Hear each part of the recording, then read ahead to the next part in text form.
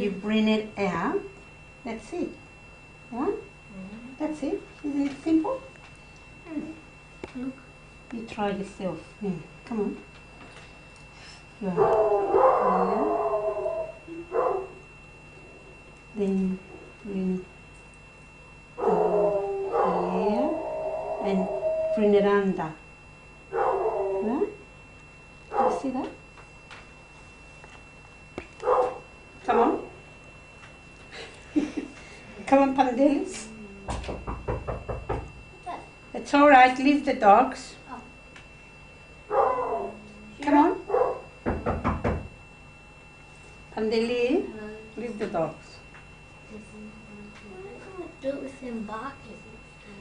Yeah. Right? Under here. See that? That under here. And here. Try.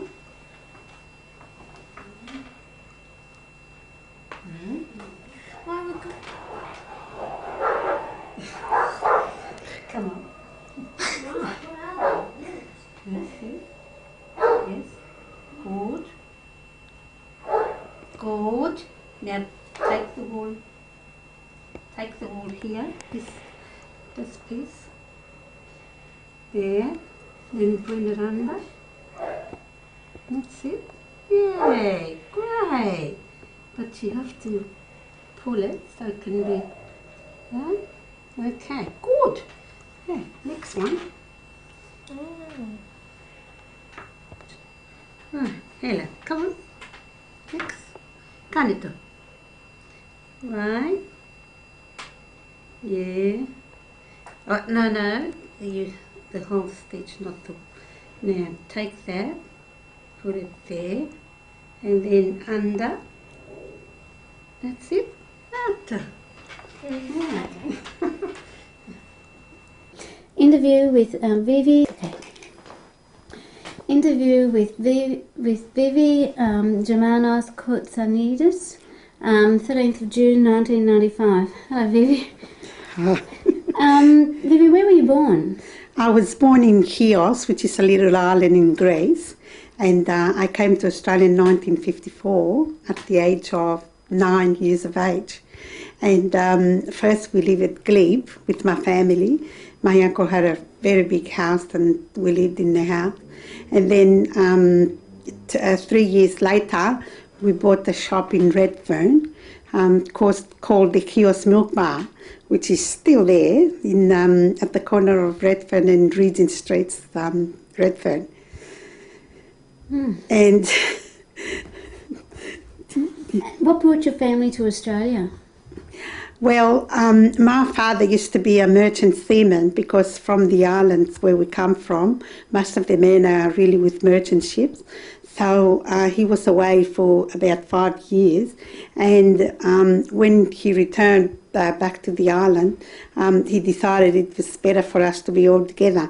So my uncle used to be here before the war, and so he sponsored us, and we came to Australia. And how many of you were there in the family? Well, there was 2 brothers, myself and my father and my mother, and my 2 brothers are younger than myself, and we lived in this very big house in Glebe. Now it's been made to an art school, and it was really very interesting because there were about 10 families, 10 Greek families with husband and wives and uncles and cousins and children. It was really a very interesting experience. Yeah. Sounds great. Did you enjoy it? Yes. Well, yes, we did, but because, for example, every weekend everybody used to pull food and drinks and everything so that we can all get together and have a social, because that was the only social life that they had. People were working very hard in the factories, and so at the weekends, well, there wasn't much of entertainment anyway at that time. I remember, the movies were on Saturday, and then on Sunday there was nothing because everybody had to go to church. So people, migrant people who didn't have families and friends used to stay together in their home, and it was really very interesting. And so I remembered that I was the eldest of about 8 children in that household, and I used to take them to school every morning because I was the eldest, and there used to be trams, we used to get into the trams and go to school, and it was a big responsibility for me because I had to look after them. And so, yeah, that was the socialising. And sometimes we would go to the movies on Saturday, and in Redfern, where our shop was, there used to be the Lawson Theatre. Now it's the TNT building. Yeah, it was pulled down, and they used to have the matinees, and then my uncle had the shop before we bought it. So there used to be a lot of people, you know, going to the shop to buy lollies and milkshakes and ice creams and so on, because the cinema didn't have a shop of its own, so they had to come around the corner. And we used to help, you know, in the shop, my uncle's shop as well. And it was really interesting because the shop, it was a very good education for us. For example, Redfern at the time that, you know, I was young, used to be the central point where most of the migrant people came, mainly because of the fact that there were heavy and light industry and manufacturing industry in Botany, Mascot, Alexandria, all of those areas, whereas now, of course, most of them are big warehouses. So a lot of the migrants who were unskilled and were brought here so that they can develop the country, or what I call factory fodder, used to find jobs there. And so a lot of people, most of them couldn't speak English, so they used to come to the shop, and they used to sit down and, you know, look worried and sometimes crying because they couldn't communicate, they couldn't find jobs, they couldn't find accommodation. So I remember me and my 2 brothers who learned English very quickly, because children pick up the language quickly. We used to help them. We used to take them to the factories, you know, looking for jobs. Or we used to have friends who had houses, and we used to introduce them so that they can rent a room. I believe that had an effect on my career choice, because of the fact that I was involved from very young age with helping people and looking at the difficulties they had and the problems they were experiencing, the loneliness and lack of services to provide them with information. I think that had a lot of bearing on my decision to become, social workers and psychologist I am, but to work in the social welfare and ethnic affairs field, so that we could make the immigration process much more humane for people. And also my parents, for example, they worked in the shop from 6 in the morning to 12 midnight, 7 days a week. We never closed the shop, holidays or anything. And they did that for 30 years, and it was really a hard life. I think, eventually they became economically viable, but at a great cost, to them personally and socially and otherwise, because they were incredibly long hours. Yes, so it was at a great cost to them, and I think they did that because in Greece, after the war, there was a lot of poverty, there was warfare, and also very poor. So in order to give us a better life, the children, they decided to migrate and come to Australia, which is about 13,000 miles away. And I remember we came by ship at the time because there were no planes, and it took about 27 days. It was an Italian ship, so we didn't like the meals because they took some Italian meals and there were quite a lot of Greek migrants, in the ship. So my father, who used to be a merchant seaman, decided to go and see the captain and ask him to cook some, some other meals, because people were not eating and they were getting sick. And in the ship, I remember. Stop. So they really worked really hard in order to provide us, with a better life. What happened when your father went and saw the ship's captain about? Oh yes. Food? So he said to the captain, and the captain said, "Well, what do you want to cook? What do you want us to cook?" So my father, told him some of the dishes, that the Greek people like.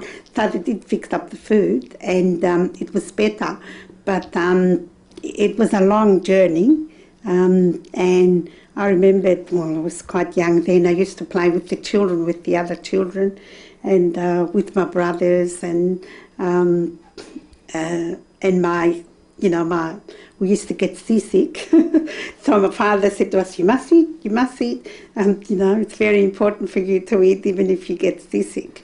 So I remembered, some of that. And also they gave us bananas, but we never saw bananas before, so we used to throw them away. Really? Because in Greece, in the village, never saw bananas. At the time, back in 1954, we came from a little village where people ate what they produce, and so the types of fruit were really limited. So we really didn't know, what bananas were, and so when we came here, I remembered we couldn't speak a word of English. We went to Fremantle. The ship, stopped at Fremantle, and then we had to catch a train to come all the way from Fremantle to Sydney. And I remember that they used to bring us sandwiches, and Greek people never had sandwiches before. So no one ate sandwiches. So, and then again, there was somebody who could speak English, and they said, look, these people don't know, what sandwiches are. So, they used to bring the trays and used to take them back. So what they did then was they used to stop at various places, and we could go out and buy, some fruit or some other food, because the food was so strange, to Greek people. And luckily some of them had brought some, some bread and other food from Greece, that they could bring out, and they ate, some of that. So the train journey was a very long train journey. And then we came to the railway square, and the railway station, railway square. And my uncle came and picks us up, because my uncle used to live at Glebe, and took us to the house. And it was good because he was helping, he was sort of helping us, and there was somebody who spoke the language, but it was still very difficult. And I remembered when I went to school, I couldn't speak a word of English, so I was dumped in the classroom, and I was expected to perform, to speak English and write and everything. And there were no English classes so that we could go. So a lot of times we used to cry every morning because we didn't want to go to school, because it was so strange. And also I was the first migrant child in the school, and everybody thought I was all odd, or, I landed from somewhere else. So, but... What school was that? What school was that? It was Glebe Primary School, because we lived at Glebe at first. And so the school was up to second year high school. And so after my parents bought the shop, 3 years later, I continued to go there, and they wanted me to continue on because they had high expectations, from us to become educated because they themselves were not educated. My mother couldn't read or write in Greek. My father finished primary school, and his father had 11 children, and he was very bright, and so the school teacher at the village had told my grandfather to take him to high school. Now, there was only one high school in the island, and you had to move from the village to go to the island and live there. So anyway, my grandfather took him, but it required for him to pay, a certain sum of money for my father to live somewhere so that they can look after him, like a board and look up. And so my grandfather couldn't afford it, so he put my father to work in a shop, and he really had a terrible time. He was 12 years old. So, and my mother left her family when she was 7 years old, and she went as a companion to this wealthy lady in the centre of the island as well. But she had very good time because the woman was very good to her. She was very wealthy and had big fields, and so my mother used to work there and also help her. So she really had a very important position, and also the elderly lady taught her, some to count and to write a little bit, but then, she forgot. So she left from there when she was, I think she stayed there for 15 years. She was about 20 years of age, when she left from there, and she met my father. And they became engaged, and they were engaged for 7 years because my father had 5 sisters that he had to marry off. Because in the Greek customs, the girls should marry first, before the boys. So, he had to marry them off, and then they married. So, yeah.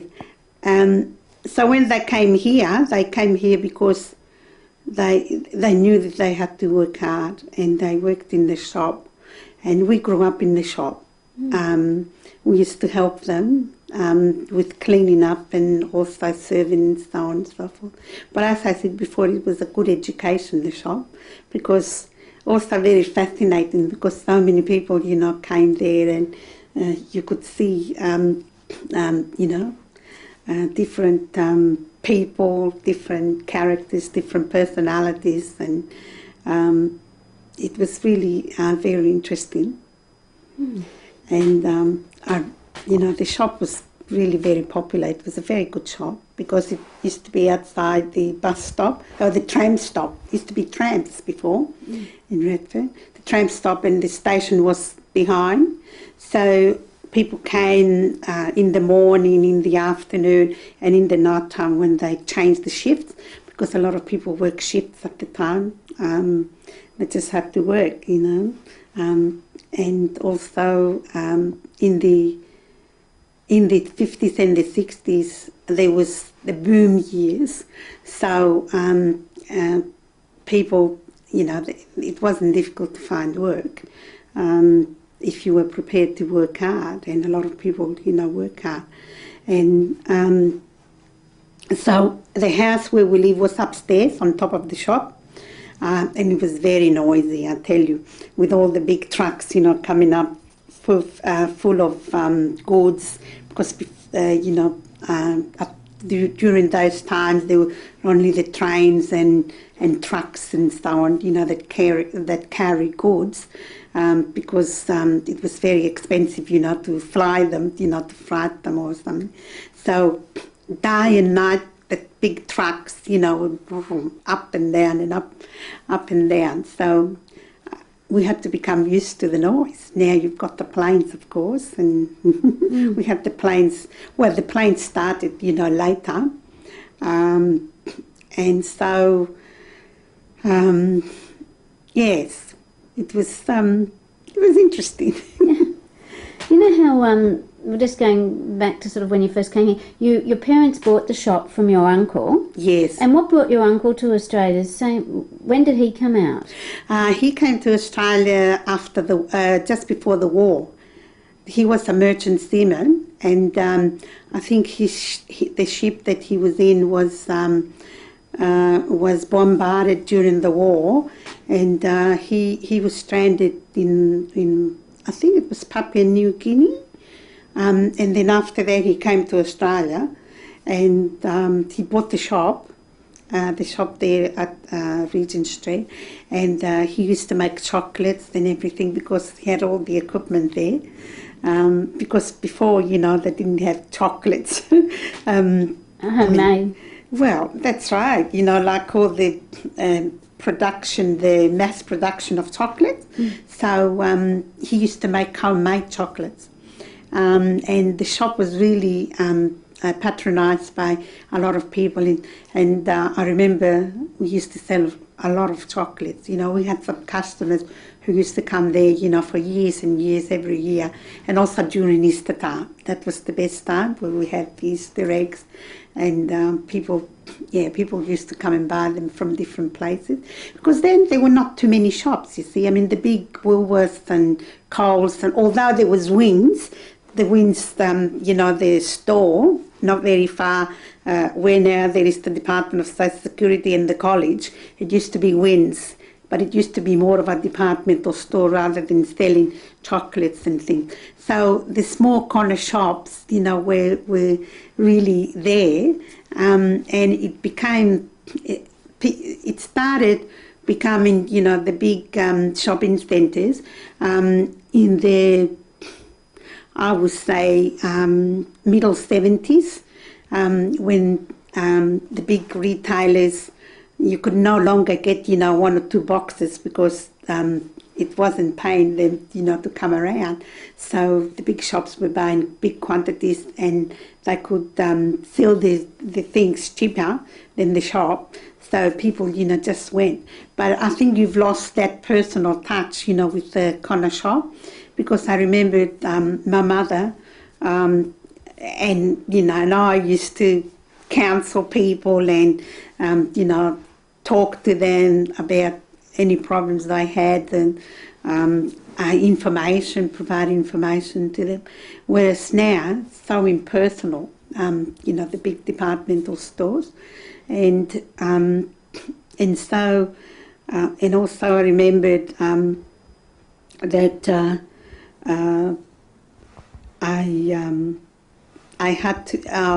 we had to. In the Greek community at the time too, there were not many social outlets where girls, especially young girls, could go to meet boys and so on and so forth. So I know that because we knew some families, we used to introduce, the young people so that they can get married, and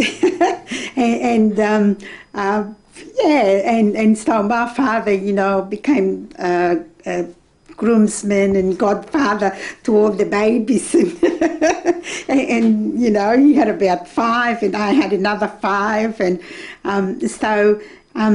because you see, life was so restricted, especially for girls, and in the Greek culture, and at the time then it was much more strictly adhered to. The girls were not allowed to go out by themselves. They had to go with their family or or friends or very close relatives. Otherwise, the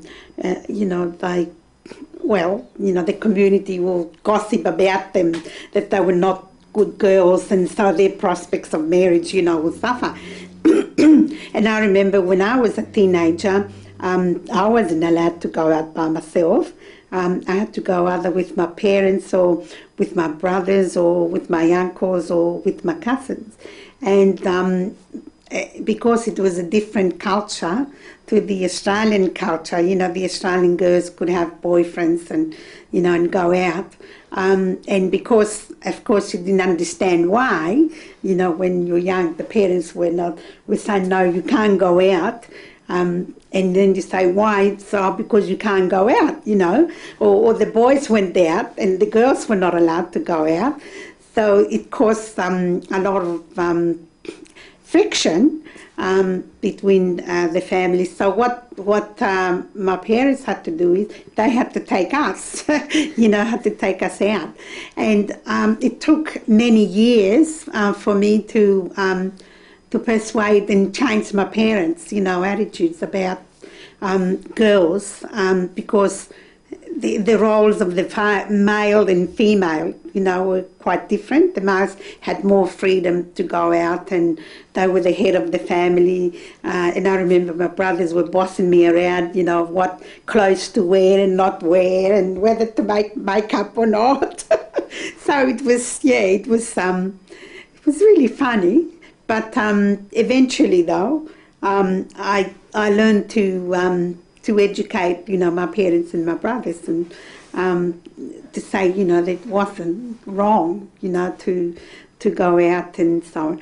But I think because of the fact that they couldn't speak English, and because all the time they heard on the radios, well, there was not much television at the time, but the radio, that, people were killed and so on, they were afraid, to let us out, to let us go out. And so it was a bit restrictive. But I think in a way, though, it was good because then I concentrated more on my studies. And at the time, back in 1950s, my parents, I think, were really advanced and progressive in their thinking, to the fact that it doesn't matter whether you were a boy or a girl, it was very important to get an education.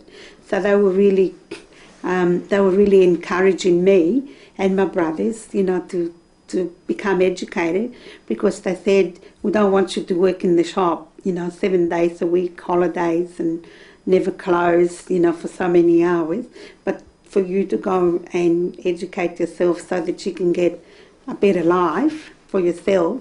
But also because of the fact that they had hard lives themselves, they really appreciated that, you have to give back something to the community and to the society. So they encouraged us to do voluntary work and to help people, and they did themselves as well. I know my father quite often, gave people money when they came and they didn't have any money, or they wanted to sponsor their families or wanted to buy a house. And when I became a welfare worker and work in South Sydney Community Aid, which is about, 1 block down, most of my referrals came from my mother and my father, because people went to the shop and they were looking for information and everything. They said, oh, you go to my daughter, and you get help from her. So, used to do that. But also, my father used to be involved with the Greek community, because, you see, back in those days, there were only 3 churches in Sydney, and that was the one at Bathurst Street, the one at Paddington, and the one at Abercrombie Street in Redfern. And so the church, to a certain extent, was important, because it brought people together, and also brought them together so they can form communities. I think the community was important to maintain, to cushion the culture shock, and also to maintain the identity, and more importantly for the first generation, kids to identify with the Greek background, which was very important because of the fact that the children had to maintain their language, the mother tongue, to be able to communicate with the parents, because the parents didn't have opportunities to learn English at the time. There were no English classes anyway. And then when there were some English classes, they were in and out time from 7:30 to 9 o'clock.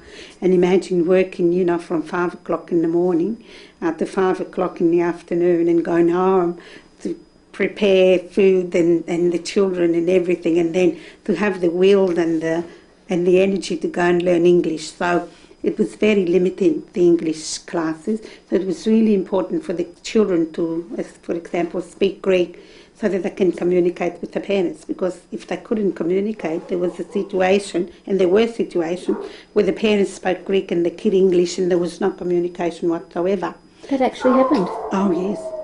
it still happens. I mean, it still happens, and it is a big problem. The dogs are back. And it's well, at the time it was even more because there were no ethnic schools. There were very few ethnic schools. So this is why my father became involved in the Greek community, and also in the brotherhood. We had a brotherhood from our island where we got all the people from the island, to come together, and we had dances and barbecues and functions at different houses so that we can meet, and it was through their efforts and through providing money and donations that they built up the communities and the churches, and now we've got so many churches, of course. But in those days there were not too many Greeks. There were some Greeks who were here before the war, but then most of them came between the 50s and the 70s, the large migration from Europe, where we had about 4 million people, migrated here in Australia, and quite a large number of Greek people. So we became involved with that as well, because they used to take us to the functions, and we used to help and participate in the process. Can you go and get the dog to stop Pandeli? Okay. All right. Well, what kind of a kid were you? Pandeli, can you go and get Shira to... Well, what kind of a kid were you? Well, I think that because I...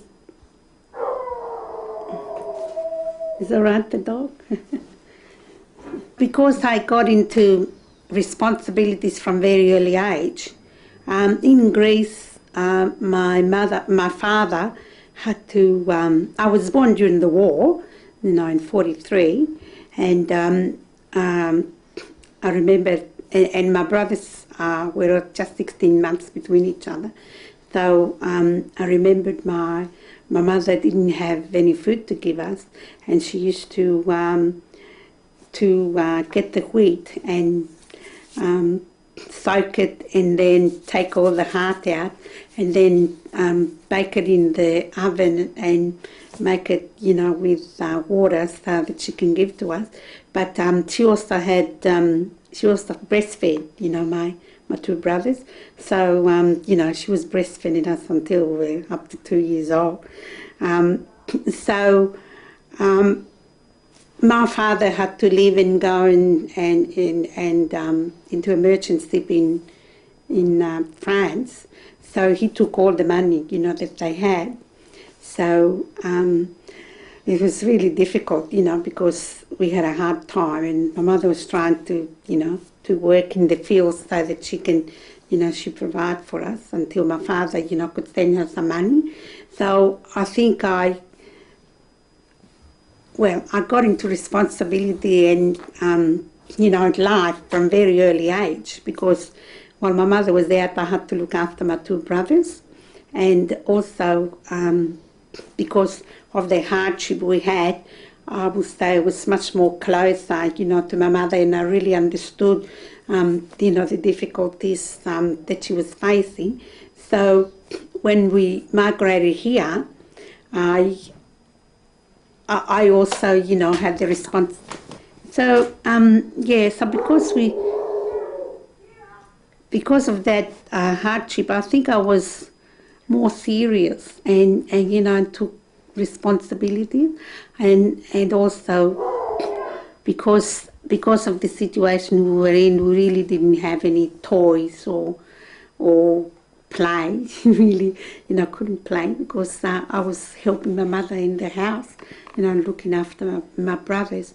So I would say I was serious and very conscientious, and trying to study so that I can, I can better myself, and also my father's and mother's expectations.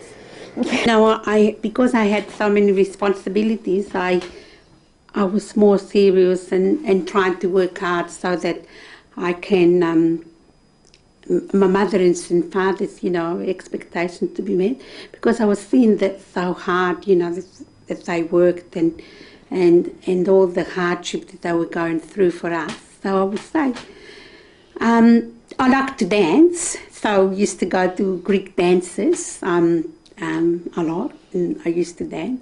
But also I used to be involved in helping with the work, setting up the hall and selling tickets and all of that, fundraising and raffles and everything.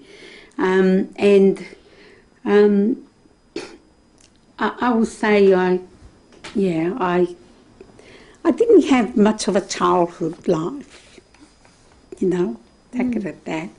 So, did you feel at the time, you said everybody was working hard, did you feel that the immigrant people had to work harder than the Australian people that were here, or was everybody? Well, I think so, because if you uproot yourself, from your home and you come to a strange land, because let's face it, we really didn't have very good immigration programs being organised, so we can tell people what they will expect, and also to prepare the Australian people, about all these different people that were coming to the country. So on both sides, so the migrant people had to set up the household, they had to find a house, they really had to work very hard, because some of them came with the understanding that they would go back, but then it becomes harder and harder when you get married and you have children, to unsettle yourself again. So they had to work really hard, yes, with no exceptions, really hard, because most of those people were really unskilled people.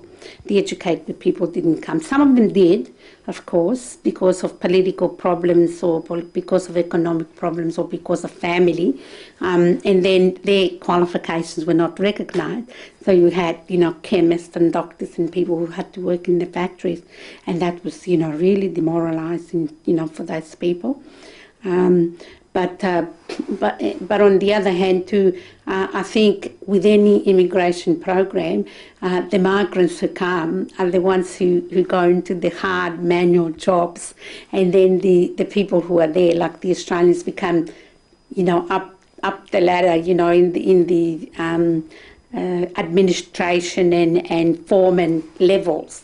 And now, some of the Asian migrants now are taking over those jobs, and some of the Greek and Yugoslav and other people who came before, are going up too.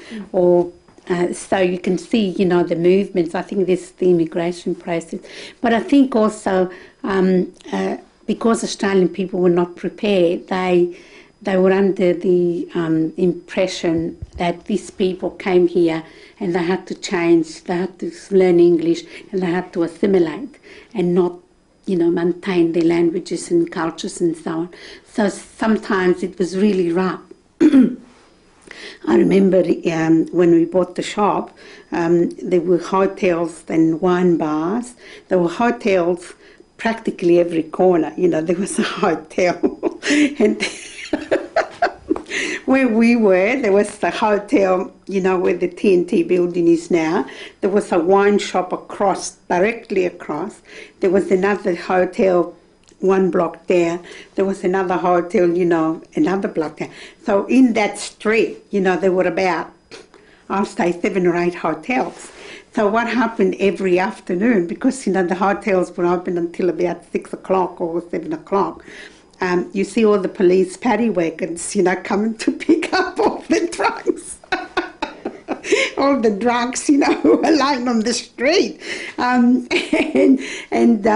also, because they were drunk, they used to come into the shop and wanted to pick a fight. And, so we had a lot of fights all the time. And we tried not to get my father to become involved, so we used to go and talk to them, and sometimes they'll break the glasses, the showcases, and the police will come and so on and so forth. But it was a really, you could say it was a rough area, but I think it was because people really didn't have any other alternatives.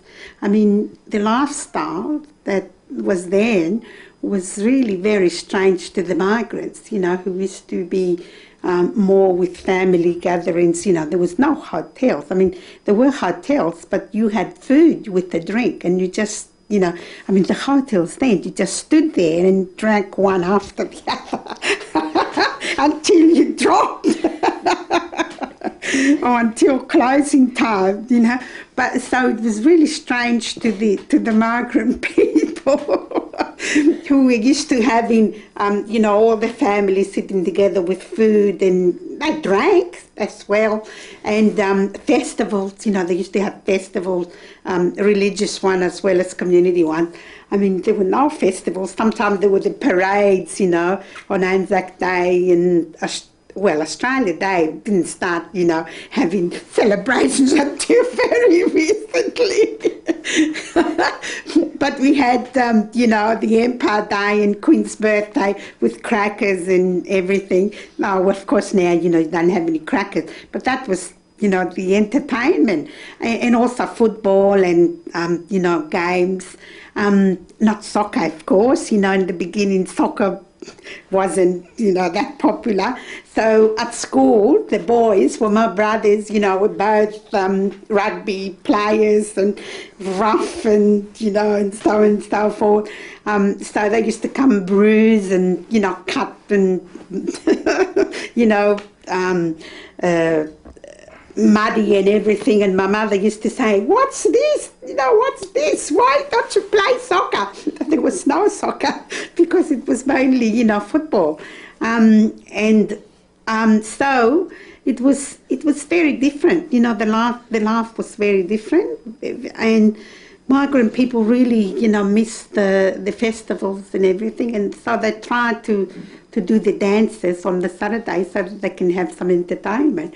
So you could hear all the language, of the world, the Wogs and, Dagos and so on and so forth.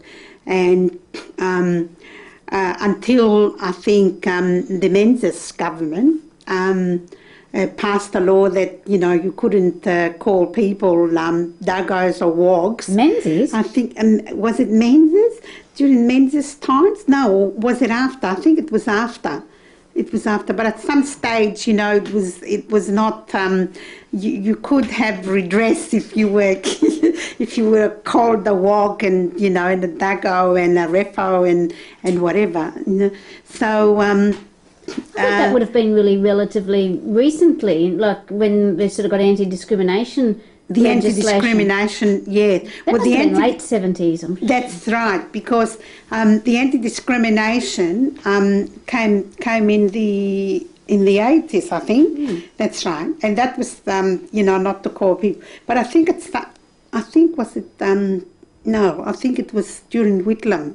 During Whitlam's government, that's right, because the the Liberals were there for 23 years. So this is why we had all this conservatism and no immigration, plans. And was it always an insult to be called a Wog or a Dago, or was it always an insulting term, or was it ever? Like now, people, there's that show about Wogs on something. Isn't there a show in Wogorama or something? Yes. Is it? Well, at that time, I think it was. It was like an insult. Well, I remember at school, I was called that. If the girls wanted to get nasty with me, they would call me that. And I didn't tolerate it. I was really upset with it. Because I felt that, just because I come from another country, it doesn't mean that I'm not the same. So the tone was always belligerent. It was done in a nasty way. If they wanted to be nasty to you, and I remembered one time when. Somebody came in the shop and started swearing and calling us so and so forth and telling us to go, back to our own country. And I said, well, it's not our fault. Menzies brought us here. Mr. Menzies brought us here, so you can't complain to him. Because that was true. When migrants from Britain didn't want to come here anymore because, after the war, Britain was building itself up, they looked for sources, in Europe. Greece and Italy and all these other countries, although the Italians were here, you know, during the war, and Yugoslavia, former Yugoslavia and so on. So they were bringing people, you know, in, and they really didn't care whether they had any qualifications or not. The only qualification was that you were strong, you were of childbearing age, and you had young children. You know, that was the only thing. You just passed the medical, and, you know, and that was it. So, so people felt, well, the migrants felt that they were in the country and they should be welcomed and not you know, treated as though they were second-class citizens, because that's what happened. You know, they were treated like second-class citizens. And it's only very recently, you know, I mean, in the recent years, that I think because of multiculturalism and so on, you know, migrants you know, have their rights, and we are all, you know, in it together, you know, and we live harmoniously together.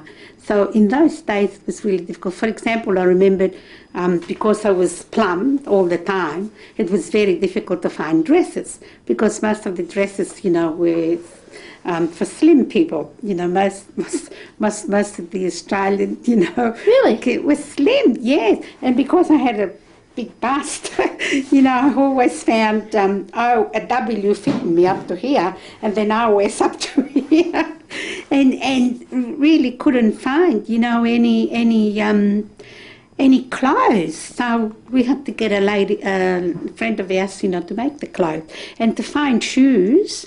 That was another hard thing too. You know, I mean, the fashions were not really well, you know. Not the European, you know, European type. There was just Dongs? that's right, yes. And food, oh, that was the other one. I mean, you know, fish and chips wrapped up in newspapers, and steak and eggs and onions, all of it together, you know, in one big plate and topped on each other. So I think the migrant people, you know, really had a lot of effect on food, you know, the first one. And as, you know, a lot of the milk bars and a lot of the cafes, you know, where Greek people or Italian people or migrants, and they introduced, you know, some of their foods. And now we have the Chinese and pizza, and we have every type of imaginable restaurant. But at that time it was really hard, you know, to find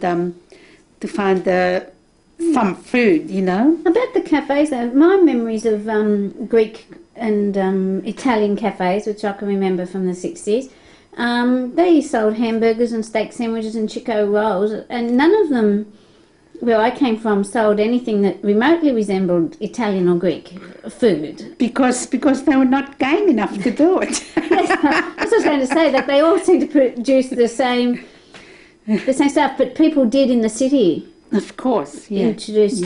Yeah. But slowly, people became much more adventurous with food.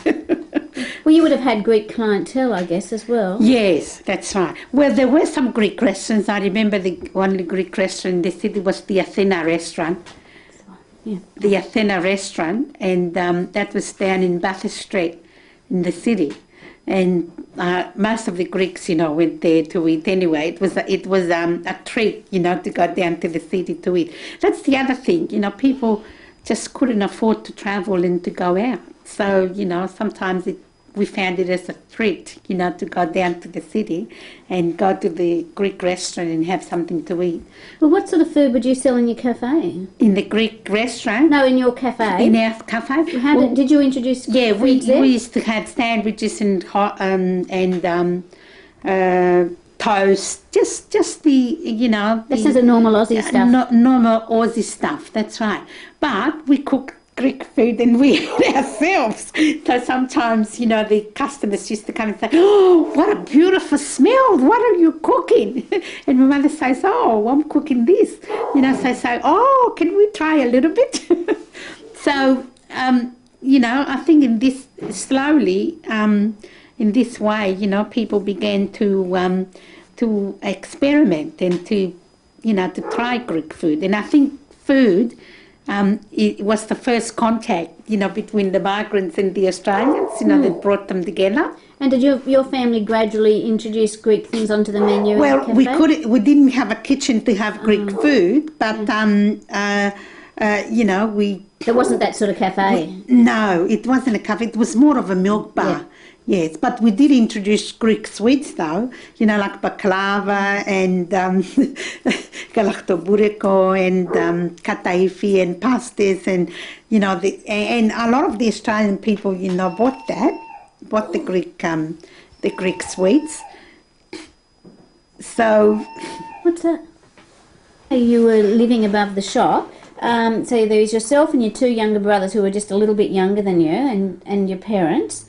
And did you actually own the premises or were they rented premises? No, the premises belonged to the Bank of New South Wales and we were renting because the Bank of New South Wales used to be next to it. Oh, right. And I must say, before they had any interpreters, we used to do most of the interpreting for them because they didn't have any people who spoke another language. So I remember all the time they used to come next door and ask us, to go and interpret for Greek people. And also my mother used to be like an accountant, keeping books and depositing money that people used to give her. Because they couldn't, the bank was closing. And, you must have had a lot of business, introduced a lot of business to the bank. And then eventually they decided they didn't want the building and we bought it in 1983, yes. And now we rent it, after my mother and father, retired because just couldn't, continue anymore. And did you get treated well by the bank? Were they good landlords? No, well, they're big businesses. When they were small, they did, but then afterwards, when they expanded and became big, but we used to remind them, about it, about the fact that, we took so many customers, there for loans and everything. And, yes, and then they employed bilingual people, and Greek people, because before, they didn't have anybody and it was a highly migrant area. So that's another one of the things that took a long time for businesses and banks and so on to realise the value of languages, because I think we had some sort of hang up about other languages and the monolingualism that pervades. And there's so many languages. We've got 90 languages spoken in Australia, by so many people, and we're really not developing them. It's only very recently that we had community languages in the schools. And if we are to compete in the international sphere, this is so valuable to us, but also it's so valuable in relation to trade, because, you've got the people here from the countries who are the best, ambassadors, in their country of origin, for business. But I think it took a long, long time for Australians to come out of that insular, xenophobic narrow-mindedness. And I think Australia is losing a lot. We have a lot to offer, in relation to know-how and how we manage our diversity and, all the things that we have here. But we have some sort of a very low self-image of ourselves, and we're not selling ourselves overseas. And we have quality, But, so we need to sell ourselves more, and to also, I think because people are travelling now, they are being more exposed, but we really need to sell ourselves more and to capitalise on the markets and on the people that we have here, because we have an unlimited resource of people. I mean, every country's resources are its people, but we are not really developing that, and especially our migrants. I mean, it really breaks my heart when I see people who have so many qualifications from overseas and experience to come here and their qualifications not being recognised and all those skills, going down the drain. And we are importing, people from overseas, to do those things instead of training our people here. You see? It's really... It is changing a little bit, we are getting more in the international sphere. For example, in '92 I went to Europe, and I participated in the 25th International Congress of Psychology, because I'm a trained psychologist, but I work in the ethnic and childcare field because of the need. That's how I entered into it. And, you know, I presented a poster presentation. There was some other Australian, you know, presenters there. Our work was really great, you know, compared to the American and Canadians, you know, who are always the ones that know everything. I mean, but they don't. You know, this is the whole thing, you know, and I think it's really important for us to do that, to send people overseas at conferences and so on. And we have developed a lot of through multiculturalism, a lot of skills that we can contribute to other countries where they have, you know, multi-ethnic and so on, minority grouping. And some of the legislation we have is world first, you know, a national agenda for multiculturalism, for example, which encompasses everybody, and access and equity and social justice policies, and more recently our move, you know, to have a reconciliation with, you know, with the Indigenous people and the Native Titles Act, because I mean, Redfern, I grew up, you know, with the Aborigines in Redfern, because that was the area that they mostly frequented, and that was because there was cheap housing that they occupied, you know, that Everly Street. Are you familiar with Redfern? Everly Street, where they are now, where they used to be empty houses, and they used to be squatting, and there used to be 20, you know, people living in one house with no water, no electricity, and nothing. And so a group of people, because I think the Aboriginal movement also started, you know, from Redfern, and I'm really, you know, very What can you remember about that? Very fortunate, you know, to be part of it. Well, what I remember about it is that the Aboriginal people were not served in hotels and shops. And shops as well.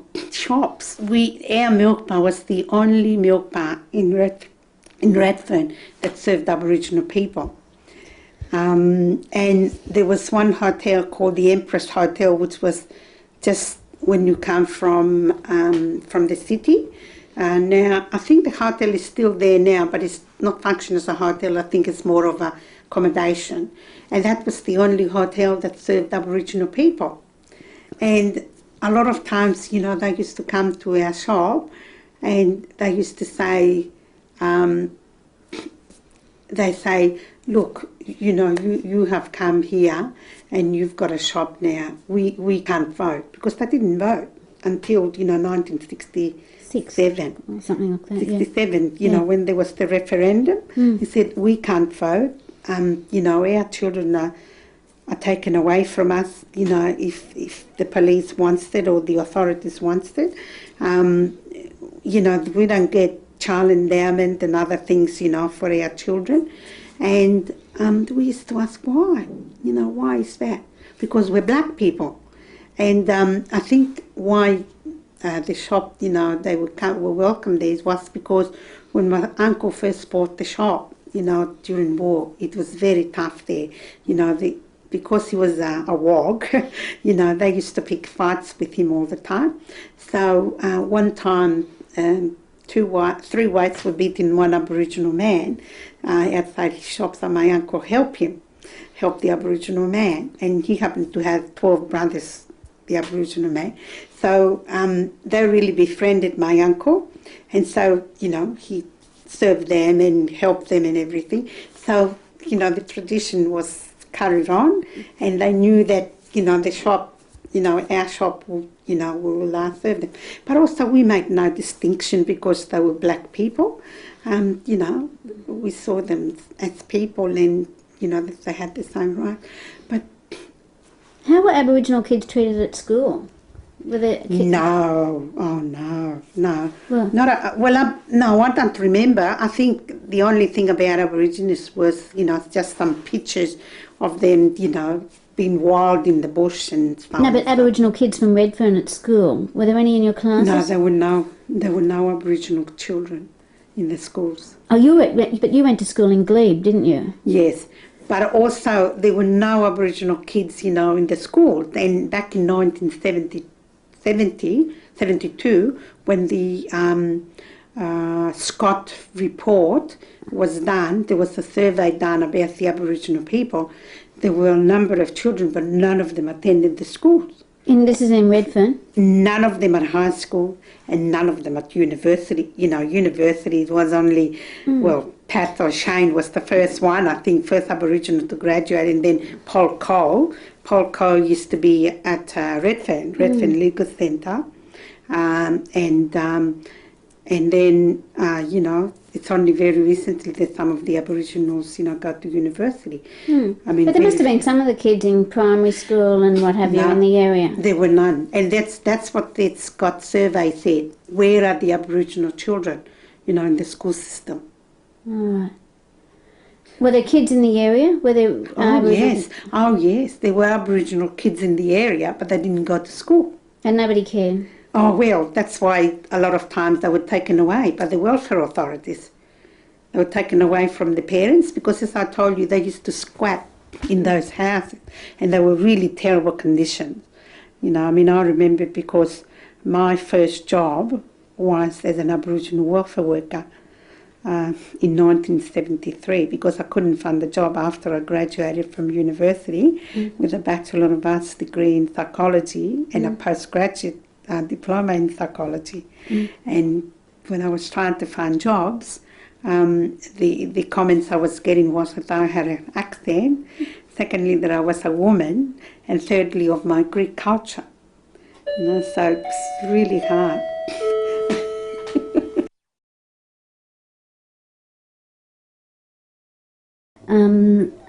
13th of June 1995. Vivi, we were talking about the Aboriginal community in Redfern. Well, the Aboriginals were really disadvantaged. I mean, they were disadvantaged migrant people as well, but the Aboriginals were really down the bottom, you know, of the pile, and it really, well, they were living in appalling conditions, and they were really discriminated, blatantly discriminated.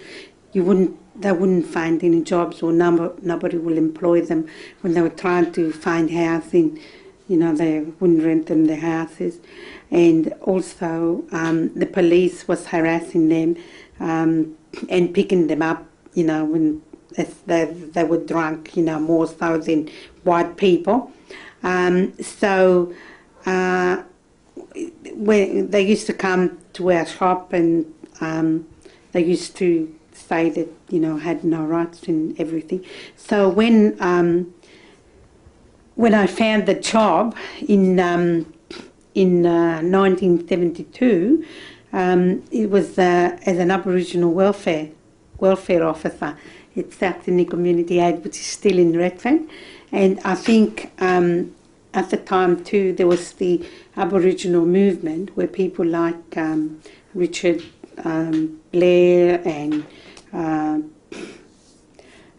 Bob Blair and Philip and Dick Blair and Mum Shirl and Naomi Myers at the medical service, and people like Robert Tickner, who's now the Minister for Aboriginal Affairs, used to work at the Legal Aid Service. They set up the Legal Aid Service, Aboriginal Legal Aid Service, and Andrew Rafsorgi, who's now the Deputy Premier, used to be at the Medical Service. So the Medical Service and the Aboriginal Service were founded at the time, and there was, I think it came from the civil rights movement from America. I think it did have some, you know, some effect, and they began, the Aboriginal people, some of those people began to organise, and I would say that South Sydney Community Aid, you know, played a major part in that, because I remembered we used to have people from the Aboriginal community to come and train as welfare workers so that they can get the jobs, because they were not they didn't have any trained people. They started the Black Theatre with Lester Bostock, whom, I know very well, and Bob Muzzer in Botany Street down there. And so they started to encourage the young Aboriginal kids, to get out of the streets and provide something so that they can revive the culture, because I think it was really important for them, for their survival. They had to revive their culture. And I think also that the migrant people and Aboriginal people, worked together. That was the beauty of the thing. I remember we used to hold functions and the Aboriginal people were being, and also when Al Grassby became the Commissioner for Community Relations, and the Fraser government wanted to abolish the position. I remember that the Aboriginal people, Pandeli. So I think, we worked together so that for human rights, because it was a common problem for all the people. But I think also too, the Whitlam government really had a change in Australia's history. No matter what people say about Whitlam and the Whitlam government, I think it was the first time in Australian history that people had an opportunity to express about everything, because the Whitlam government made a big change. Yes, I think for the first time there were inquiries and royal commissions on human relationship and administration and all aspects of government and society. And a simple person from the street had a chance to go and say, what was wrong. And I remember I went before a lot of them, because there were not many people at the time in the welfare field, in the migrant welfare field. So I felt like an obligation, to do that. And I think also too, because we had a Liberal government for 23 years, some of the institutions, had become so anachronistic that, we needed some sort of a change. And I think, the Whitlam government brought that up. And I think a person that was really instrumental in relation to immigration was Al Grassby. And I have a great admiration for him and, an inspiration. He was really an inspiration and I worked with him the time he was minister, but also, when he was Commissioner for Community Relations. And he did a marvellous job in relation to bringing forth multiculturalism, in relation to putting together the access and equity policies that we have now, so that we can have a much more tolerant and society and live in unity and diversity, being so diverse. Okay. Sorry, I want to drag you back to your childhood. Yes. Sorry. I just want to ask questions. In your family, like just looking at your family life, when we're talking, say, the late 50s, who controlled the finances in your family? Who controlled the finances? Oh, my mother. Yes? Yes. Well, my mother was the economist of the family. Oh, right. Because in the Greek household, the woman is the economist. And in our household, my mother, was the one that controlled the money, and I think she did a marvellous job. Even when we started work, I used to give all my money to my mother, and I had money whenever I wanted, to have money. And it was a sort of a whole family thing, and not, everybody having their own monies and so on and so forth. And I think that's important, because it helps, to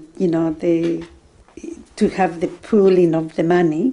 And if we bought a property or something, it went in all the 5 names, the children as well as my parents. So, yeah, my mother did an excellent job with that. Were your parents In the Greek household, it seems that the husband is the head of the family, but it's really the wife that has, most of the power because she's controlling, the money. Right. But in the eyes of the community, it must be seen that she's not, she's not the, the head, and it's the husband.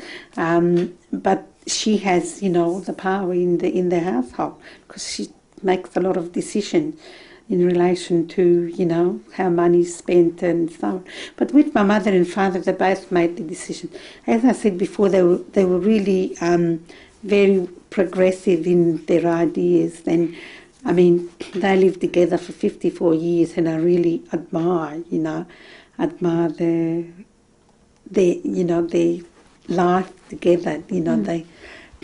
They talk and communicated with each other, and they made decisions together, and don't remember they had any fights or anything. If your parents were going to make a big decision, like say to invest in property, who would make the decision of what property to purchase and to go ahead and work all that out? Who would do that, your mother or your father? Well, they both would.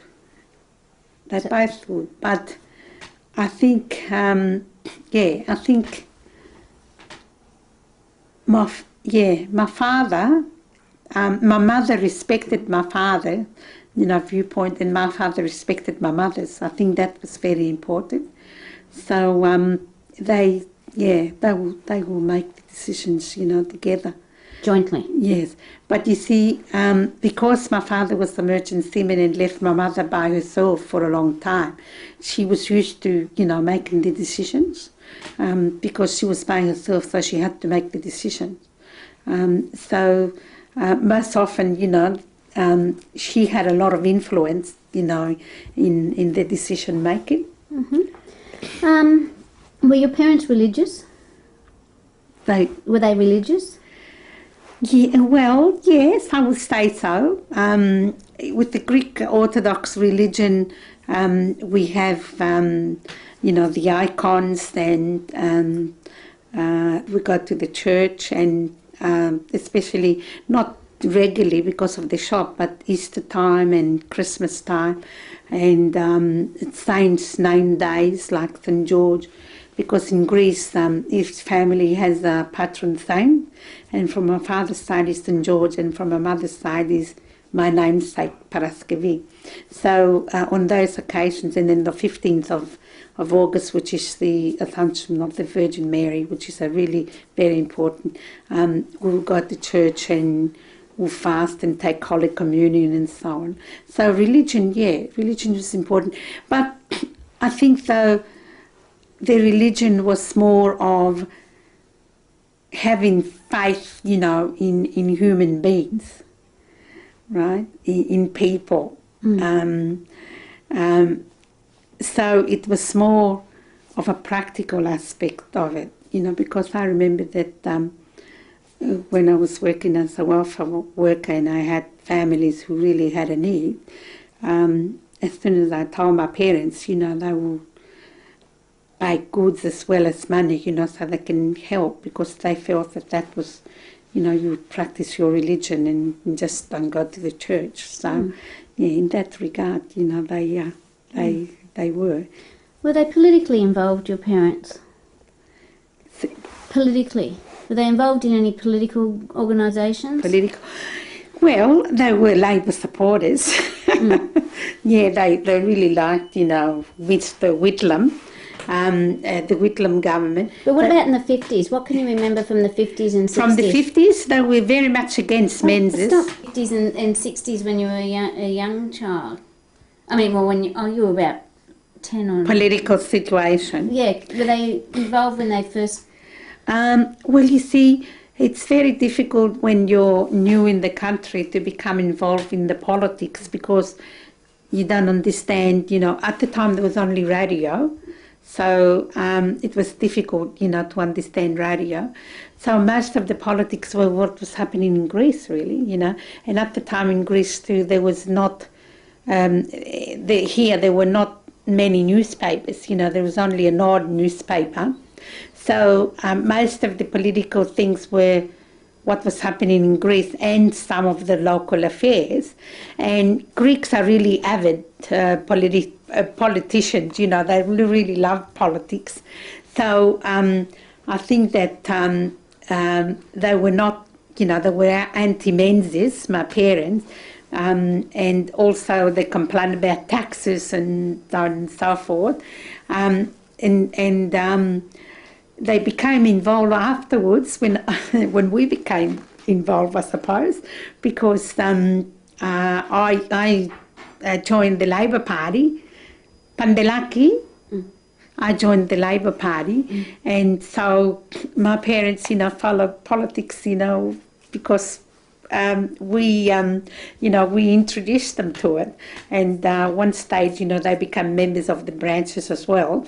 But of course, again, the Labor Party is another story. You know, it reflected the times and was dominated, you know, by Anglo people and mainly older people, and it had, you know, so you really didn't have a chance, you know, in the world of being elected, you know, to any position. Although later, you know, because I became very vocal, I became very much involved in ethnic affairs and community affairs and politics and so on, you know, then, you know, I did get some positions like member of the FEC or SEC or, you know, like that.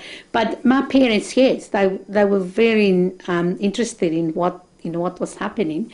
But the news that they got was from the Greek newspaper, which was stale news anyway.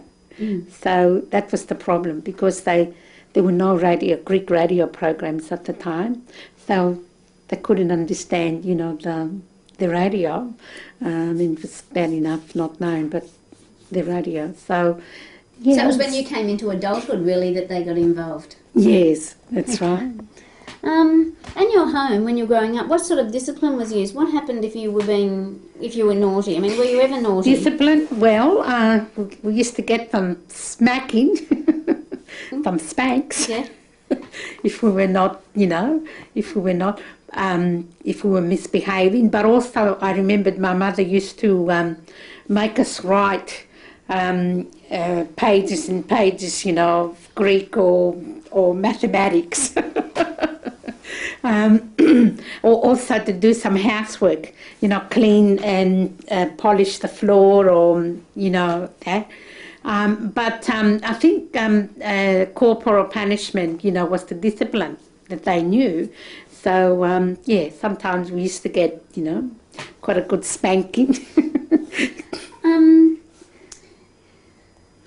I was thinking, you know, in your family, what would you do typically in the evening in your home? You know, in the evening, what would your family do? I mean, if your shop was open... Oh, well, we used to have a table right at the end, you know, of the shop, near the end, and we used to serve the food to eat, and because we went to school and my parents were in the shop all day, they had to wait until we were all home before we ate, because that was the only time of the day that we all got together, you know, so that we can talk. So it was really important, even if it was 10 o'clock, you know, that we would sit down. And I remembered by the time you ate your food, we had to get up about 50 times to serve the customers and then go back again and eat a little bit again, and, you know, and so on. But that time was a really important time, you know, for all of us to get together and to discuss, you know, issues, because that was the only time that we could get together. And also I remembered my father used to go and have a rest, and my mother used to stay in the shop, so I had to stay and study at that bottom table with all the noise, and I had to teach myself to concentrate on the study and not to hear the milkshake shakers and the coffee machine and the cars, you know, coming up and down, you know, the shop. And my brothers used to, you know, to study upstairs. So, yeah, it was... We never really had a private, you know, private life, family life, because everything had to revolve around the shop, because, you know, we couldn't close the shop. But you would have had a good social life, wouldn't you, with people coming to visit you there? Yes. Well, if people came to visit, we had a room, behind the shop, and they used to sit there or go upstairs in the house in one of the bedrooms, because we didn't have a lounge room or anything. There were 3 bedrooms, a little kitchen and a bath. And the toilet was downstairs, so we had to go all the way down the steps and go outside, because you know how the toilets were outside into the backyard to go to the toilet, and also the laundry was there as well. And so when people used to visit, we either closed the shop a little bit earlier, or they went behind, and we had a lot of people coming to our place, because it was I never remember our shop or our house not having people, because there were other we had a lot of people from Hios, from our island, and they were seamen, so they used to jump ship when they arrived here. So because we were known, they used to come there, and so we were trying to find them, if they had any relatives, to send them to the relatives, or find them some houses or some places where they could go. And also because my uncle had the shop for many years, if somebody wanted to find anything about a Greek person, they would come to the shop. So we had people all the time. I remember one Christmas we had about 21 people, and my mother had to cook, for everybody so that we can eat. Yeah, and they were mainly not people that we knew, but they were helping them. Because also Christmas time, there were a lot of men who were by themselves, and they were, very lonely. So my mother was saying, the poor so-and-so, what about if we invite them so they can all come and they feel, as part of a family, because they really didn't have the family. So I remember, forever and ever, sometimes people we also used to keep people to sleep at our place, because they didn't have anywhere to go. So they used to sleep with my brothers. And we also had my cousin, who she used to work in the shop. So I and her were living in one room, my mother and father in another, and my 2 brothers in another. And if we had any visitors, they would stay with my brothers if they were, men, and they would come into our room if they were girls. Because you see, people just didn't have anywhere to go, and my parents felt that it was important, to help them. And and you would have been, well, I assumed, you would have been expected to help in the shop. From what you've said, Yes. You would have worked from when you were able. Would you have served in the shop from when you were young? That's right. Well, I remember, because the bar was very high. It was one of those old-fashioned bars.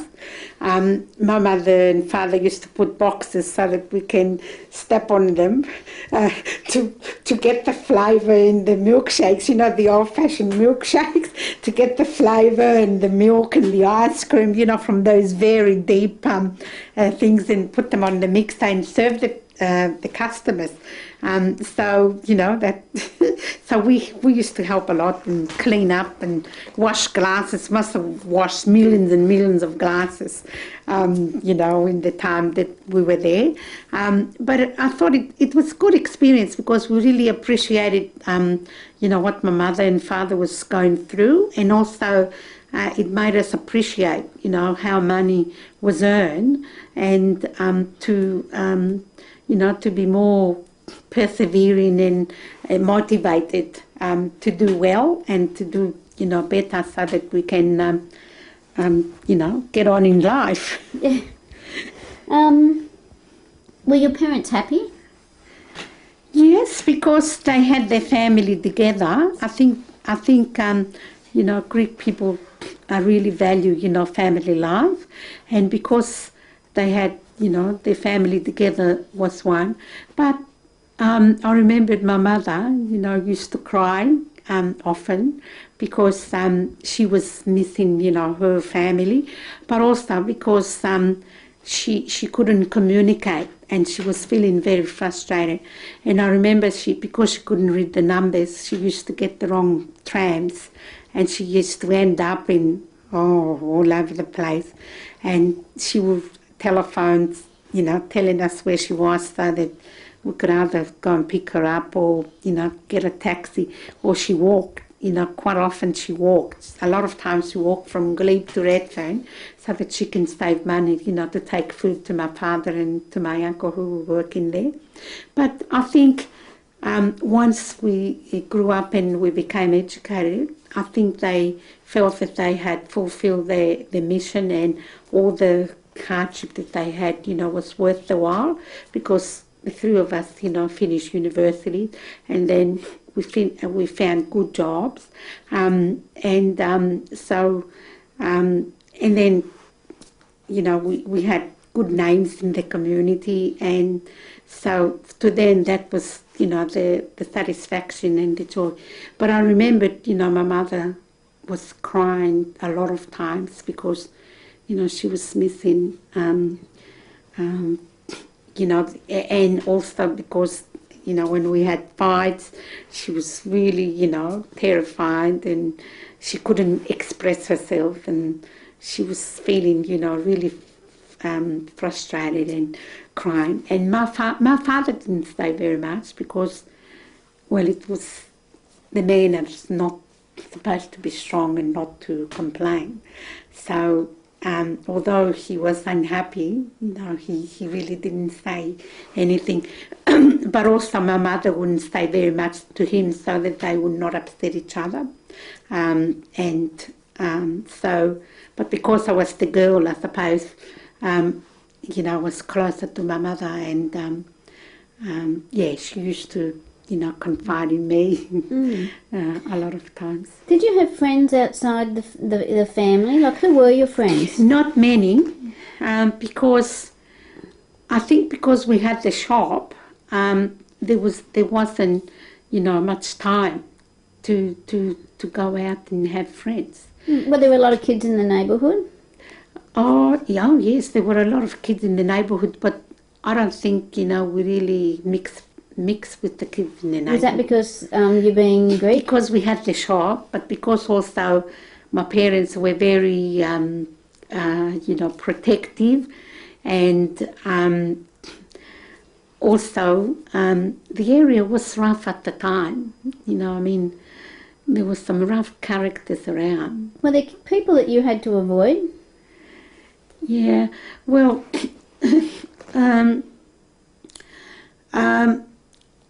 I think, I never had any problems in going out.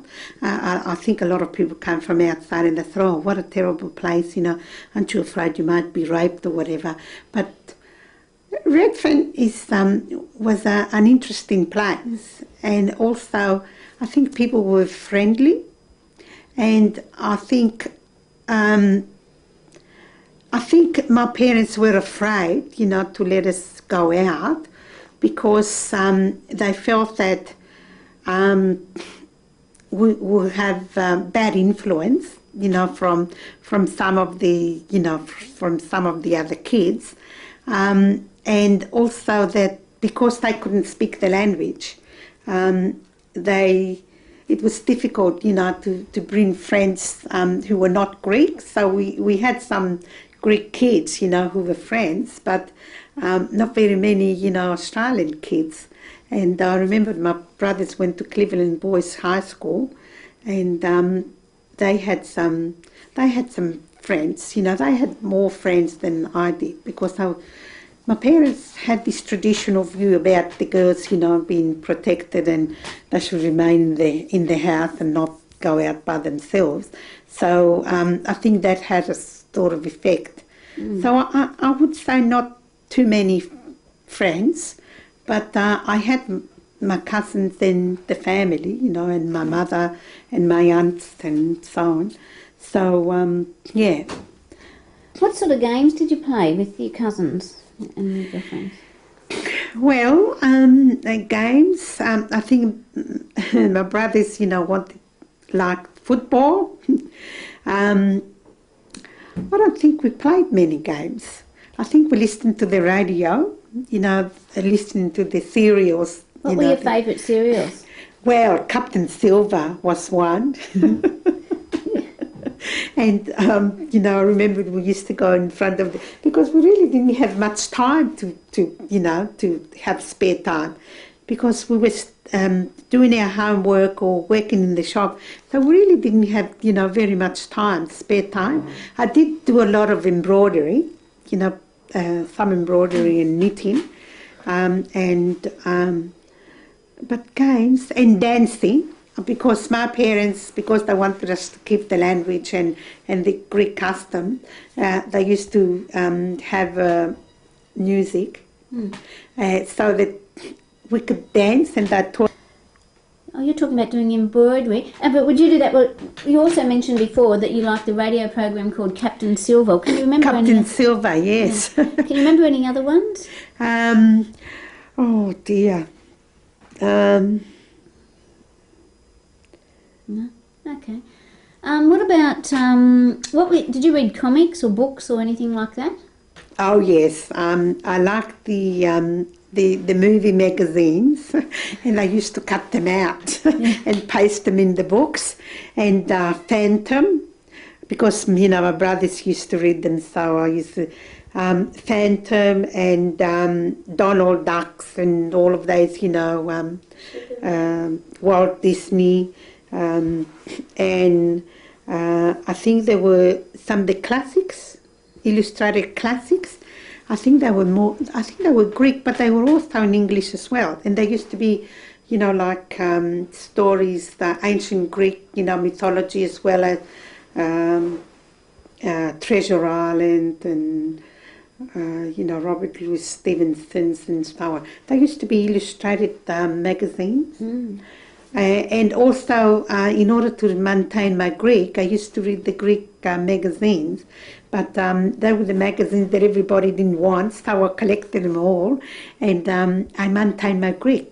And that's how, I speak very good Greek, because there were no schools, there were no ethnic afternoon schools, so I didn't attend one. So that was the way for me to maintain my Greek. Before you mentioned doing embroidery, did your mother teach you that? The embroidery? Embroidery, yes. And other things? Did she teach you other things? Well, embroidery and cooking. I mean, she's very good cook. So, all the things, that a girl should be doing. Sewing. My father brought me a sewing machine, and I went and did lessons and I did some sewing. Really? And other things like...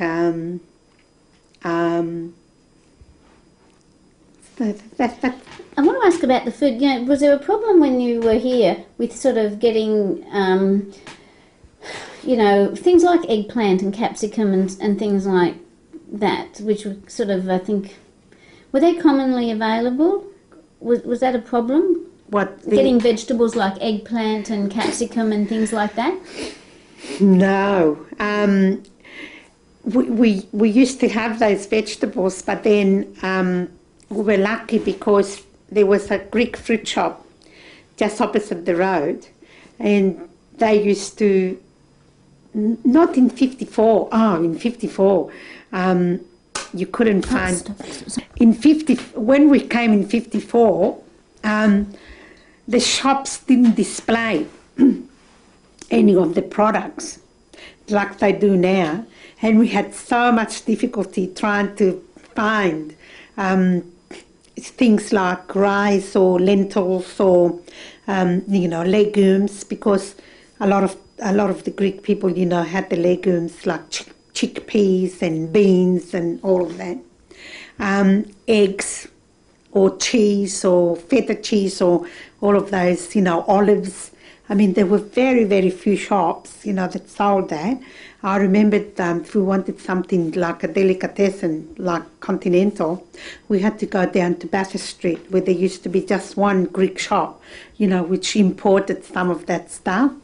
And fruit shops, well, the fruit shops really didn't have, all of those zucchinis and eggplants and okra and artichokes and, you know, all of those lovely vegetables.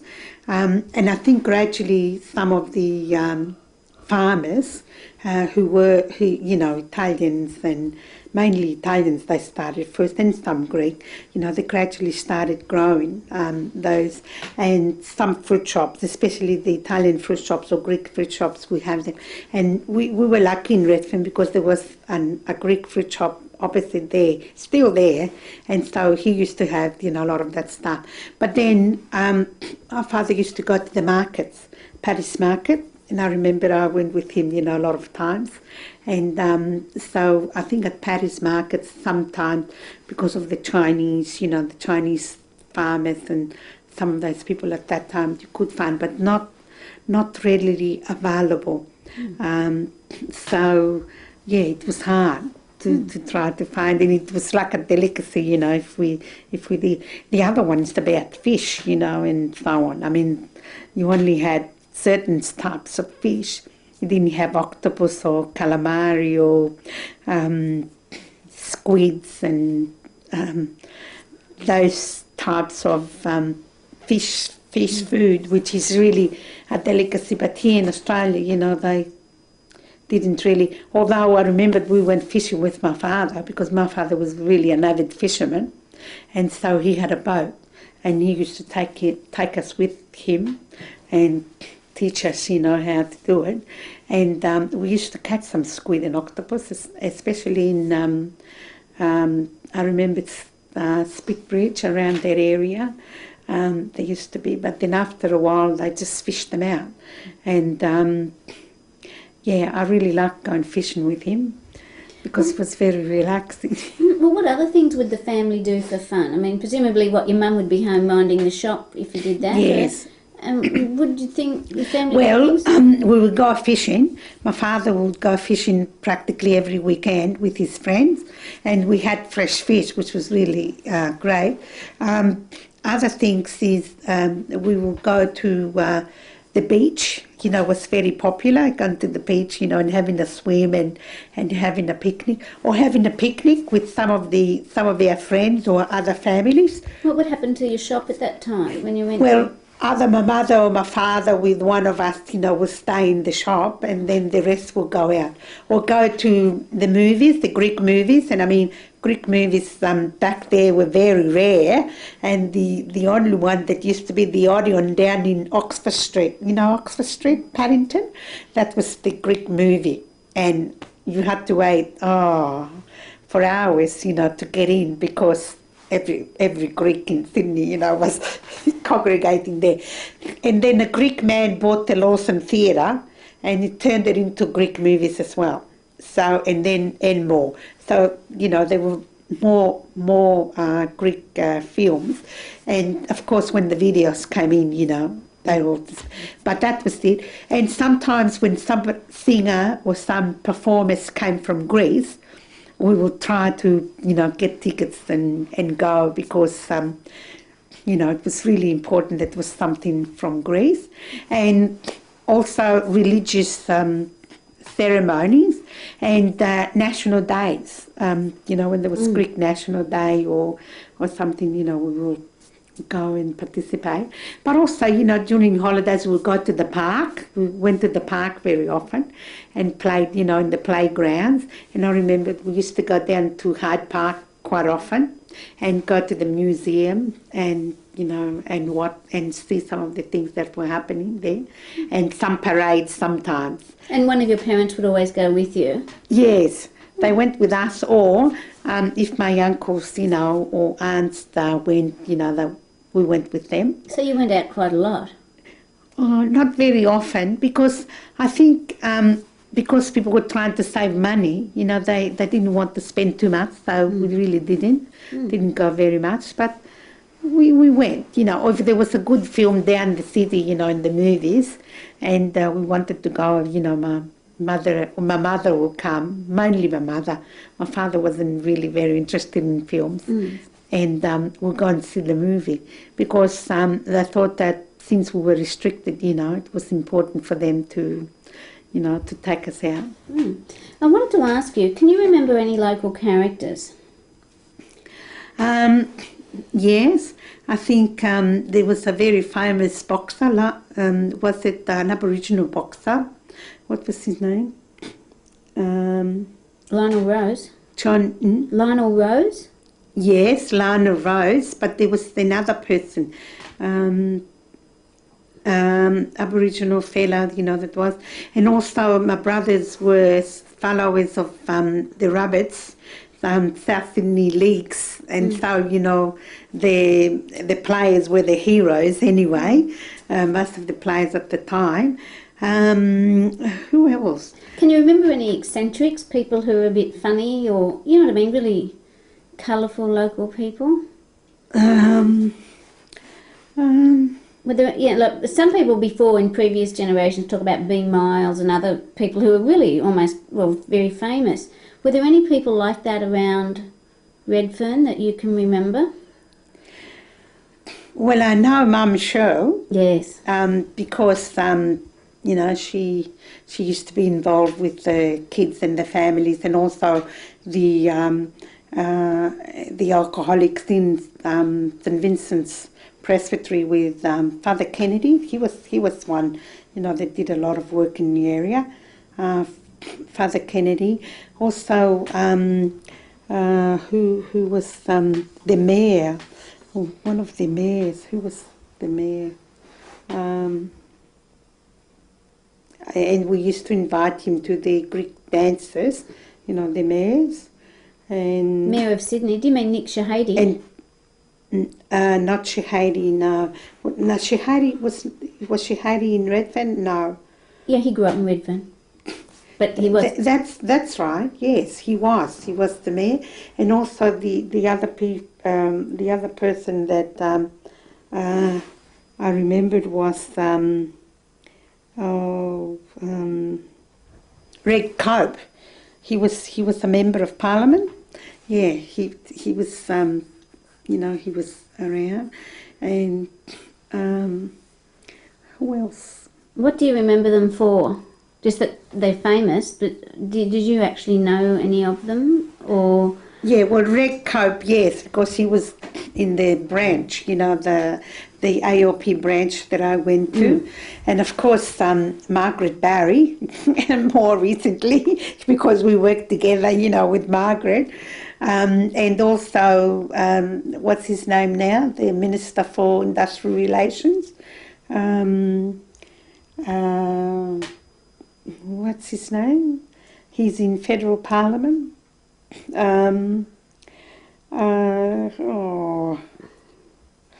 Laurie Brereton. Well, he's famous. He used to come to the festivals in at South Sydney.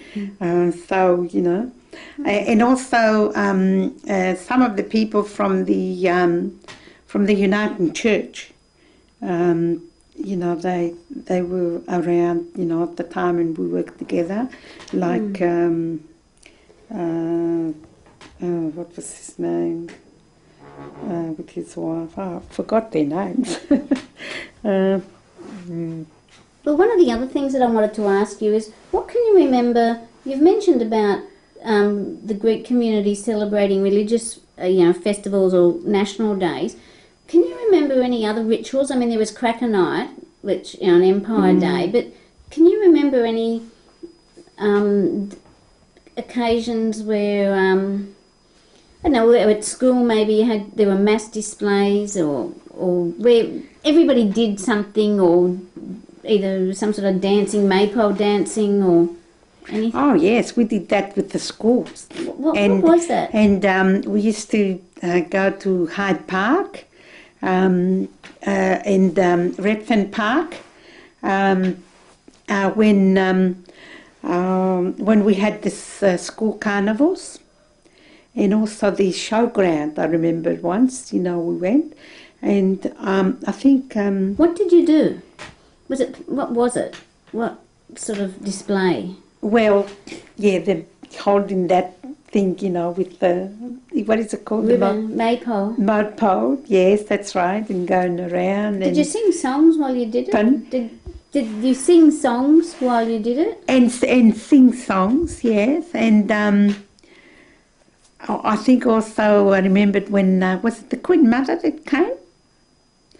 Was it the Queen Mother that came? I mean, when the Queen Mother came, I remembered I was put on the very front spot because my teacher said, you must see the Queen Mother, you know, and wave to her. So I was put right up at the front, you know, to wave to the Queen Mother. I remembered, you know, that. But I think there were not very many, you know, mass festival celebrations. There were the footballs, you know, the football stadiums and so on. But we started something up in South Sydney, the South Sydney Festival. And that was, well, how that started was very interesting because I was working for South Sydney Community Aid at the time. Yeah, there wasn't much of, you know, mass, although there were, but we didn't attend it because it really didn't mean very much, except if there was a big parade or something, you know, and we participated. But I mean, at school, was there much flag raising and singing of the anthem and that kind of business? Did you do it every morning, like sing God Save the Queen or anything like that? No. Did you say prayers in the morning? Oh, yes, that's right. Well, yes, when we woke up and before we went to, you know, to bed. Oh, no, that's at home, but I'm wondering at school. Did you go to a state school? Oh, yes, that's right, I did go. Yes, I remembered we had to say prayer and also we had to have the milk. I mean, that was whether you like it or not. And I was used to get into trouble if we were fasting during Easter time, you know, to get Holy Communion. And the teacher would punish me because I didn't want to drink my milk. And I used to say to her, but we're fasting. And my mother told me not to, you know, not to drink milk and not to eat any meat or anything. But you have to eat it, or you have to drink it. But I can't drink it because my mother told me not to drink it. And because we have to go to church. So, you know, I used to get into trouble into that, you know, with that. Because it was, you know, because I did, well, I don't know. I think the Catholics fast, but I don't think they fast for a week though. You know, not to eat meat or fish, you know, for a week. We don't have to eat for a week, and we eat fruit and olive oil and that, but nothing which has any more products. So we used to get to trouble into, or you know, all the time. And also some of the food, you know, that my mother gave me from home was very strange, and the kids used to make, you know, fun and go, yuck. Red eggs. One time I took, you know, for Easter we coloured the eggs, and so my mother had some left over and I took some to school, and as soon as I opened, you know, my lunch to get them, the girls went, yuck, red eggs. And I thought, oh dear, what's happening? Something wrong here. So I packed it away and I told my mother, no more red eggs, Mum. I won't take any more red eggs to school. But, you know, it's because they didn't understand. And I tried to explain, but I said, look, it's just an egg.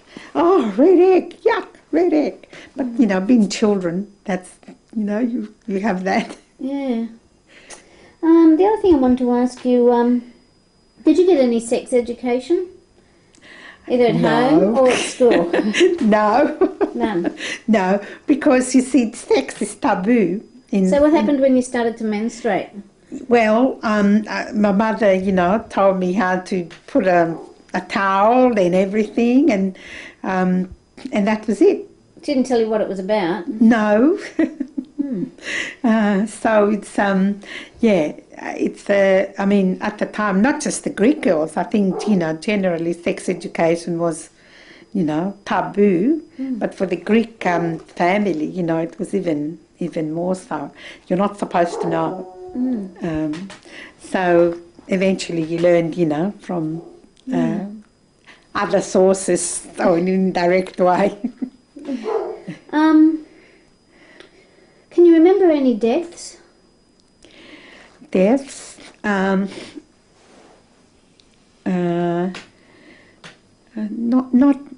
in our family, but And common illnesses in that time?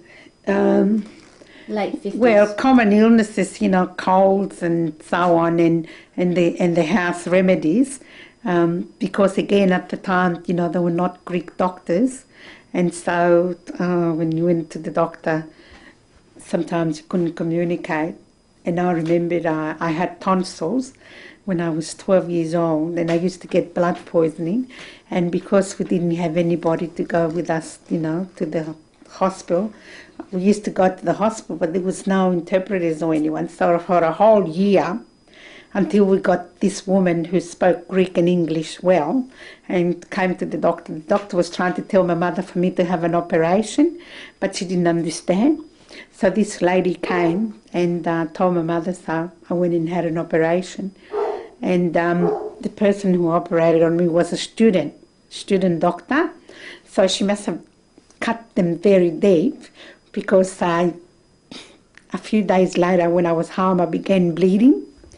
And I had to go back to the hospital, and they were waiting for the doctor who operated on me to come. And I never forget this, but she came and she put some swabs right down my throat, you know, to stop the bleeding. I'll never forget that. You know, I nearly choked. That was it, you know. And also the operation, you know, where they used to put the chloroform with the cotton wool. God, I never forget that either. You know, the whole thing coming in, I was feeling that I was choking. And the smell, I'll never forget the smell. So, but yes, well, with deaths, I think, not in our family, you know, at that time, but I used to have sort of like a Sunday school of some Greek children, and one of the little boys was run over by a truck, you know, while crossing the road. So because his parents were not in no state, you know, to go and identify him, I had to go and identify him. How old were you? Oh, I was about 18. No, I was much older. But, yeah, it was terrible, you know, because it could crush his head. And, yeah. So that's the only death, you know, that I remember. And my uncle, when he was killed by the bus, but I was much older with that. And we had to take him to the funeral parlour and instruct them, you know, of how to treat the body, because you have to treat the body, you know, in a special way. And the funeral parlour people, you know, didn't have a clue. So That embalming? no, what they do is they wash the body first with wine, like what they did to Christ, you know, and then they put a white piece of cloth and then dress them up, tie their hands, you know, up, and put some a cross made out of wax, beeswax, on the mouth. Yeah, and the priest has to say special prayers before they, you know, bury. And also the family keeps vigil until the body is actually buried, and they received, you know, friends and relatives when they pay their respect. So yeah, I really had to write it up and distribute it, you know, to the funeral parlour, because they didn't know. Yeah, it's very important. Yes. So I did a lot of unpleasant tasks, you know, as a child, because I had to go and interpret as an interpreter with hospitals, with courts, with doctors, with, you know, different places, because there were no interpreters, you know. Only in 1973, Al Grassby, you know, and the Labor government got the telephone interpreting service. And also the Department of Immigration, they appointed bilingual education officers to, you know, One thing I just want to say, 'cause we're running a bit short on time on this, but before you, and it's a bit out of childhood, but you said there was an interesting story about the start of the South Sydney Festival. Can you quickly tell us how the South Sydney Festival started, what that came out of? Which story? The South Sydney Festival before. The South Sydney Festival. Well, I was working at South Sydney Community Aid, and we said, well, what about if we all celebrate all together, you know, as part of good community relations? And so they said, oh, well, you know, we're going to the big hall, you know, the town hall, and do some dancing. And I said, what festivals don't happen in town halls? And I said, where? In the street. Oh, you can't do that. I said, why not? I said, oh, well, we have to close the street and we have to get police permission and from the roads and everything. And you can't have a festival in the street. I said, in Greece and in all other places, the festival are out in the street. So anyway, they said, oh, well, all right, we'll try it. So I said, okay, let's try the police first. So we tried the police and we said, look, we want to have a festival on that day. And can we close the street? I said, well, you can close half of the street, but not all of the street. Anyway, you know where Wings used to be, you know, we're now at Social Security. So we set up the stage there. And of course, you know, so many people came, the police eventually, you know, had to close the street. So we closed Regent Street. And it was the first time ever, you know, that anything like that had happened. Was it in the 70s? Of course, yes. And we had Greek dancing and Aboriginal dancing and music and everything, and the police were there controlling the traffic because we closed the street. And since then, you know, the festival in South Sydney is happening. And it was a very good event because it brought together all the people in the community, and that's how we fostered the community spirit, and also for people to learn about each other. You know, the Australian people learn about the Greeks, the Aboriginal people also performing and being part of the whole community. And that was, I think, what was unique about Redfern, you know, the fact that we worked together, and I think we pioneered a lot of, you know, a lot of things, because eventually that became the Carnivale. You know, the Carnivale idea with the Ethnic Affairs Commission, that took up and you know, and it was part of an event, you know, during the year. And also we initiated 2EA, radio, ethnic radio. I remember our Grassby was recording his welcoming in 8 languages in South Sydney Community Aid in St Luke's Church, you know, St Luke's Church? Yeah. And because it was so noisy, we had to have the recording in the confession room at South Sydney, and we used to put, you know, cloths and everything so that we can mask the noise, you know, it won't come out. And and he and another 3 of us were the sort of organising committee, and also tried to launch SBS television, you know, by doing videos, and had this idea of having movable studios so that you can get reception, you know, all over the place. Can I just take you back a little bit? You know, when you're in the 50s and the 60s, where did most other people work in before you mentioned industry there? Yeah. Well, what's the people who lived in Redfern, who were they? Where did they work? Yeah. Well, they worked in the factories. You know, there were a lot of electrical, leather, clothes, you know, the clothes mills, process work, you know, packing and, you know, tin food and everything. And there was also the light industry, you know, steel and so on. And also a lot of the places where they made machinery and so on. And also the car, you know, at Whitlam, the General Motors Holdens, Whitlam. Yeah, Whitlam is near Botany. It used to be a huge place. I mean, a lot of migrants work there. Crown Glass, you know, that was a very famous place. Practically everybody went through there. You know, Crown Glass in Darling, Darlinghurst.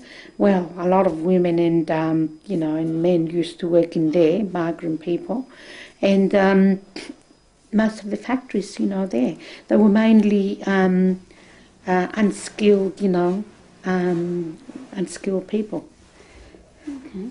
Look, what I think we might do, I'd like to finish up now. Yes. And I think that we might come back because there are a lot of things that you touched on. I had to cut you off, and I'm sorry. We kept going out of childhood, but it was fascinating what you had to say, and I think we should pick up on some of them. And also, there are other things from your childhood era that I just didn't get to. But thank you very much, and we should develop this further, I think. That's all right. Thank you. That's terrific. Yes, I hope you will see the viewpoint from the migrant viewpoint. And it's a good idea that, the project has been done. Thank you too.